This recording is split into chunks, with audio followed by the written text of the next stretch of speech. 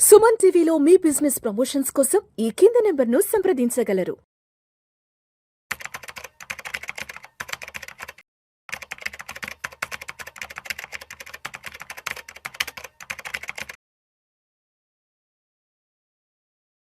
రామచంద్రమూర్తి గారు నమస్తే సార్. నమస్తే విష్ణు గారు. Welcome to Vishnu talks. Thank you sir. So Ramachandramurthy గారు, ఫిబ్రవరి 1వ తారీఖున బడ్జెట్ రాబోతుంది.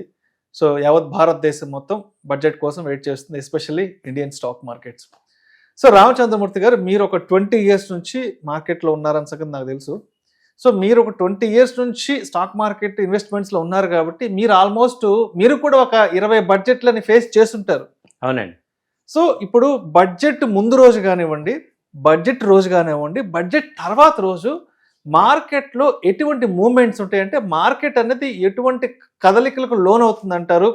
అండ్ ఎస్పెషల్లీ మీరు చూసిన బడ్జెట్స్ అప్పుడు అంటే మీరు ఎటువంటి చేదు అనుభవాలు ఫేస్ చేశారు? ఎస్పెషల్లీ ఆ ట్రేడింగ్ టైంలో, మార్కెట్ అవర్స్లో, అసలు బడ్జెట్ అప్పుడు మీరు ఫేస్ చేసిన ఎక్స్పీరియన్సెస్ ఏంటి? తప్పకుండా సార్, మీరు అడిగినట్టు 1 by 1 అంటే చెప్తాను. ఫస్ట్ బడ్జెట్ ముందు రోజు ఎలా ఉంటుంది అనేది తీసుకుంటే జనరల్గా ఏంటంటే ప్రీ బడ్జెట్ ర్యాలీ అని వస్తుంది. సో ఒక 3-4 days ముందు ర్యాలీ అని వస్తుంది. ఎందుకంటే ఆ మార్కెట్ వర్గాలు కొంత ర్యాలీ ఎక్స్పెక్ట్ చేస్తాయి. అంటే ఈ బడ్జెట్ ఇలా ఉంటుంది, ఈ సెక్టర్స్ బాగుండొచ్చు. ఇప్పుడు ఎక్కువగా ఏంటంటే జనరల్గా ముందు వెళ్ళే ఏంటంటే డిఫెన్స్ సెక్టర్ బాగా వెళ్తుంది. అలాగే ఈ రైల్వే సెక్టర్, రైల్వే బడ్జెట్లో రైల్వే కంపెనీలు బాగుంటాయని ముందే కొంటుంటాం. అలాగే ఆ తర్వాత ఈ ఆటోమొబైల్స్ రంగంలో కానీ, ఫార్మా రంగం కానీ, టెక్స్టైల్, సో వీటికి ఏంటంటే ఈ ఫార్మర్ యాక్టివిటీస్, ఫిషరీస్, ఎక్స్పోర్ట్స్, ఈ సెక్టర్స్ అందరికీ కూడా కొంచెం బూస్టింగ్ ఉంటుంది అని చెప్పి ఒక ర్యాలీ వస్తుంది అనమాట. ఆ ర్యాలీ కనుక బడ్జెట్ రోజున ఎక్స్పెక్టేషన్ మీట్ అయితే మార్కెట్ రైజ్ అవుతుంది, సింక్ అయితే. సో ఆ ర్యాలీలో ఎక్స్పెక్ట్ అవ్వలేదు అంటే విపరీతంగా పనిష్మెంట్ అయిపోతుంది. సో ఇప్పుడు బడ్జెట్ ముందు ర్యాలీని ఆ బడ్జెట్ లో జరిగే ఆ రోజు కనుక ఆ ఈవెంట్స్, అక్కడ నిర్మలా సీతారామన్ గారు ఆ ప్రోత్సాహం కనుక ఎక్స్పెక్ట్ చేసింది ఇస్తే మార్కెట్ విపరీతమైన ర్యాలీ వస్తుంది. అంటే జనరల్గా ఏంటంటే ఇప్పుడు ఒక 5 years బ్యాక్ తీసుకుంటే ఇంత వలటిలిటీ లేదనమాట. ఆ రోజు అలాంటి రోజుల్లో ఏమవుతుందంటే జస్ట్ ఒక నార్మల్గా నిఫ్టీ తీసుకుంటే అంతకుముందు ఏంటంటే మాకు నిఫ్టీ 6,000 నుంచి నేను చూశాను కాబట్టి, ఇవాళ 25,000 నిఫ్టీ ఉన్నప్పుడు ఏంటంటే అసలు ఎంత మూమెంట్ రావచ్చు అంటే మినిమం 2% నుంచి 3% స్పైక్స్ వస్తుంటాయి. అంటే 250 పాయింట్స్ నుంచి 500 పాయింట్స్ వరకు మూమెంట్స్ వస్తుంటాయి. ఏమవుతాయంటే మినిట్ న్యూస్ని బట్టి, అక్కడ చెప్పే న్యూస్ని బట్టి మారుతుంటుంది అనమాట. కాబట్టి ఇప్పుడు మీకు అర్థమైంది కదా, ప్రీ బడ్జెట్ ర్యాలీ ఉంటుంది. సో బడ్జెట్ ముందు 11 స్టార్ట్ అవుతుంది బడ్జెట్. సో 10:30 వరకు అందరూ ఒక ఎక్స్పెక్టేషన్లో ఉండి పైకి తీసుకెళ్తాం, మార్కెట్ అయితే పైకి వెళ్తుంది. అక్కడ 11 o'clock ఏమవుతుందంటే మెయిన్ ఎవరెవరు ఎఫెక్ట్ అవుతున్నారు అంటే మెయిన్ ట్రేడర్స్, ఆప్షన్ ట్రేడర్స్ ఎస్పెషల్గా వాళ్ళు ఎఫెక్ట్ అవుతారు అన్నమాట. ఎందుకంటే బడ్జెట్ ముందు రోజు ఏమవుతాడంటే హై ప్రీమియమ్స్ ఉంటాయి.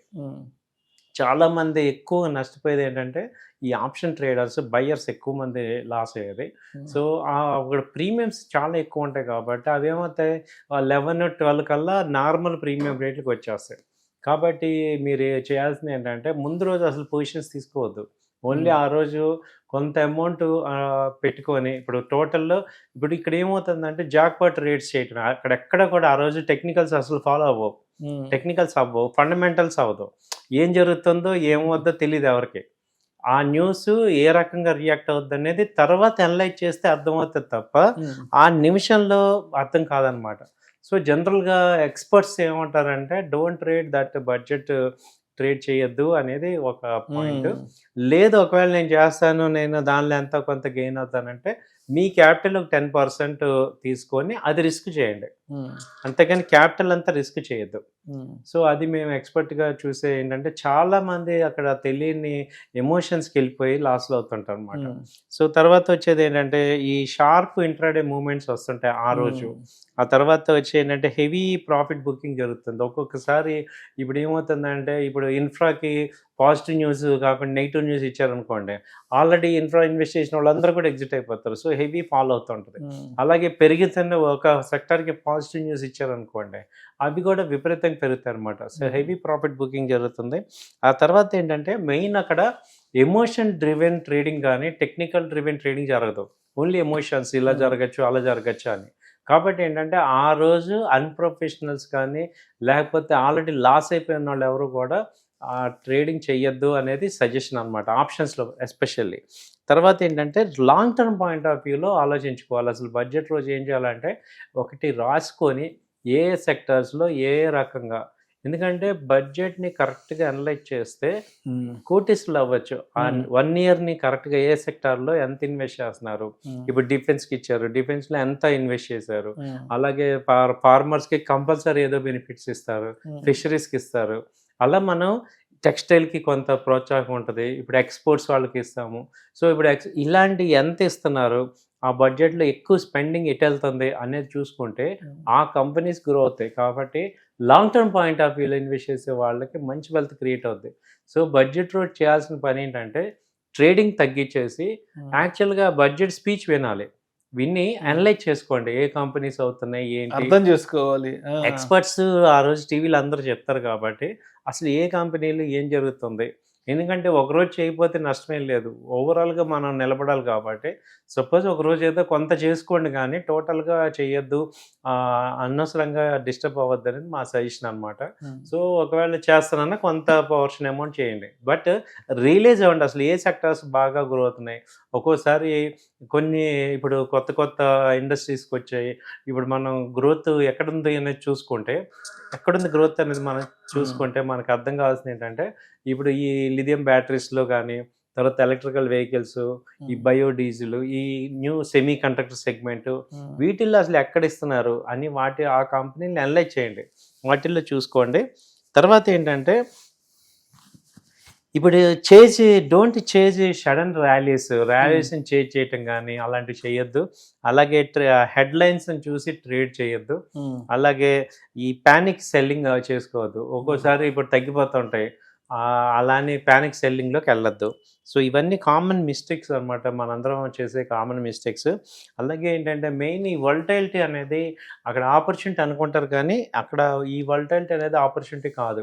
ఇది ఒక పెద్ద సముద్రం. మనం చాలా చిన్న, మనకుండే ఫండ్ చాలా చిన్నది, కొన్ని వేల కోట్లు ఇన్ఫ్లుయెన్స్ అవుతుంటాయి. కాబట్టి మనం ఆ సముద్రంలో కొంచెం చాలా తక్కువ ఉంటాం. కాబట్టి మీరు ఏంటంటే అనలైజ్ చేయండి, అండర్స్టాండ్ చేసుకోండి, రీడ్ చేయండి, ఎక్స్పర్ట్స్ మాటలు వినండి. ఇన్ని మీరు నెక్స్ట్ డే నుంచి దేనిలో ఉంది, ఇన్వెస్ట్మెంట్ ఓరియంటెడ్గా ఏ సెక్టార్లో బాగుందని చూసుకుంటే పర్ఫెక్ట్గా మనం బడ్జెట్లో సక్సెస్ అవుతాం. రైట్. సో అయితే కన్క్లూషన్గా బడ్జెట్ డే రోజు ఏదో పెద్ద ఎత్తున ట్రేడింగ్ చేసేసి అద్భుతాలు చేసేద్దాం అనుకునే వాళ్ళకి, అటువంటి వాళ్ళకి మీరు అంటే ఒక హెచ్చరికలాగా కానివ్వండి, లేదంటే ఒక సజెషన్గా, సో మీరైతే ఏం చెప్తారు? మీరు బడ్జెట్ సెషన్స్ అప్పుడు మీరు ఫేస్ చేసిన కొన్ని అనుభవాలను దృష్టిలో ఉంచుకొని, సో అంటే వీటన్నింటిని దృష్టిలో ఉంచుకొని మీరేం చెప్తారు? ఆ రోజు ఏదో ట్రేడింగ్ చేసేసి ఆ రోజు ఏదో విపరీతమైన సెల్లింగ్ బయింగ్ చేద్దాం అనుకున్న వాళ్ళకి మీరేం చెప్తారు? నేను కూడా తెలియక ఏంటంటే 8 years బ్యాక్ ట్రేడ్ చేశాను. ఆ రోజు ఆప్షన్స్ చేశాను. దాదాపు అక్కడ ఏమవుతుందంటే ఆప్షన్స్ చాలా ప్రీమియమ్స్ ఉంటాయి, నాకు తెలియదు ఆ టైంలో. ఆ అనుభవం ఏంటంటే దాదాపు ₹1,00,000 ఒక్క రోజులోనే పోయింది. సో ఇప్పుడు 7 years బ్యాక్ 1 lakh అంటే కొంచెం పెద్ద అమౌంట్, అంతే కదా. సో అప్పుడు ఏంటంటే నేను ఆప్షన్స్ టెక్నికల్గా అంతా చూసుకొని 400 పాయింట్లు 500 పాయింట్లు మూమెంట్ అయితే ఉంది కదా, ఆ మూమెంట్ని క్యాచ్ చేసుకోవచ్చు కదా అనుకున్నాం. కానీ ఏమైందంటే ముందు ప్రీమియమ్స్ అన్ని డిక్లైన్ అవుతాయి. కాబట్టి ఎవరైనా ఆప్షన్స్ చేస్తానంటే 12 తర్వాత చేయండి, కొంత అమౌంట్ పెట్టుకోండి. ఓకే, అసలు మిగతా నేను ఒక 10,000 ఒక 20,000 30,000 అది ఏంటంటే మనం ఇంకా చెప్పాలంటే ఇది ఒక జోదంలాగా అనుకోవటమే. ఇదేంటి, ఎందుకంటే టెక్నికల్స్ పని చేయవు. కాబట్టి ఏంటంటే ఒక 300 పాయింట్స్ డౌన్లో బయింగ్ ఆర్డర్ పెట్టుకోండి, so 300 points above selling order పెట్టుకోండి. ఒక్కోసారి అలాంటివి తగులుతాయి అనమాట ఆప్షన్స్లో. తర్వాత నెక్స్ట్ ఇయర్ ఏం చేశానంటే నిఫ్టీ ఇప్పుడు సపోజ్ 25,200 ఉందనుకోండి, రన్ అవుతుంది అనుకోండి, 24,900 దగ్గర బై ఆర్డరు, 25,500 దగ్గర సెల్ ఆర్డర్ పెట్టుకుంటే ఒకసారి అలా స్పైక్ వస్తూ ఉంటుంది. అక్కడ స్పైక్స్లో వస్తాయన్నమాట. అది కూడా ఏంటి, రిస్క్ రివార్డ్ బాగా చూసుకొని ఒక ఆప్షన్ 2 ఆప్షన్స్ అలా ఆ స్ట్రైక్ రేట్ దగ్గర ట్రై చేయండి. ఇది ఎవరికి బాగా ఎక్స్పర్ట్స్ ఉన్న వాళ్ళకి, ఎమిచ్యూర్స్కి అయితే ఆ రోజు అసలు రెస్ట్ తీసుకోండి అనేది నా అడ్వైజ్ అనమాట మామూలుగా. ఎందుకంటే ఇప్పుడు మనం అలాగే ఈక్విటీ ఏమైనా ట్రై చేసుకుంటే ఈక్విటీ ట్రై చేసుకోవచ్చు, ఎందుకంటే పెద్ద లాస్లు ఉండవు, అవసరమైతే డెలివరీ తీసుకోవచ్చు. సెక్టార్స్ని ఈక్విటీ ట్రై చేసుకోవచ్చు, బట్ ఫ్యూచర్ ఆప్షన్స్ మాత్రం వెళ్ళొద్దు ఆ రోజు. తర్వాత అనలైజ్ చేయండి, బాగా అండర్స్టాండ్ చేసుకోండి. ఎందుకంటే బడ్జెట్లో నెక్స్ట్ డే మంచి సెలెక్టివ్ స్టాక్స్ బాగా పెరుగుతాయి, వాటి మీద ఫోకస్ చేసి గ్రిప్ తెచ్చుకుంటే మంచి మనకి ప్రాఫిట్స్ వస్తాయి అన్నమాట. రైట్. సో మొత్తానికి బడ్జెట్ రోజైతే మాత్రం అసలు బడ్జెట్ కాన్సెప్ట్ని అర్థం చేసుకోవాలి, అంతేగాని ఏదో హెడ్లైన్స్లో ఏదో న్యూస్ వచ్చేసింది అంటే టకటకా వెళ్ళి ఎమోషనల్గా ట్రేడింగ్ చేస్తే మాత్రం చేతులు ఖర్చుకుంటాం. అవునండి. సో అసలు అంటే మొత్తానికి ఓవరాల్గా ఈ బడ్జెట్లో ఏ సెక్టర్స్కి ఎంత మేర డిప్లాయ్మెంట్ జరిగింది ఏంటి అన్నది ఆ రోజు కాస్త కూలంకషంగా వర్కౌట్ చేసుకుంటేనే అవునండి మనకి మంచి జరుగుతుంది అంటారు. అవునండి. సో కాబట్టి ఏంటంటే మా ఎక్స్పర్ట్ అడ్వైజ్గా మీరు తీసుకోవాల్సింది ఇదే. సో ఎందుకంటే డబ్బులు ఆయన చెప్పినట్టు డబ్బులు పోతే మళ్ళీ రావు, కాబట్టి ఆ రోజు అసలు ఎక్స్పెరిమెంట్స్ చేయొద్దు, అంటే ఎమ్మెచ్యూర్స్ అసలు చేయొద్దు, చేస్తే better. Thank you sir. Thank you so much. Thank you sir.